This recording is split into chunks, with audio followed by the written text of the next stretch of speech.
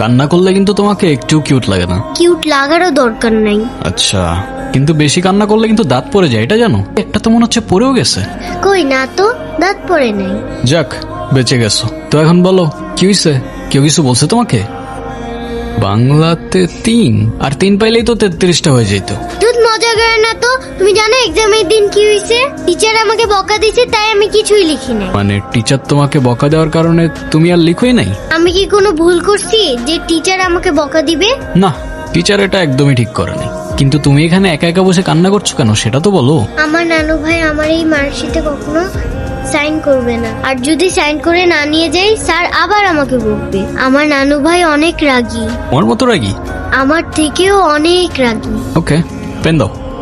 Signature আমি করে দিচ্ছি, কিন্তু ব্যাপারটা কিন্তু সিক্রেট রাখতে হবে। আচ্ছা, সিক্রেট রাখবো। Pinky promise? Pinky promise.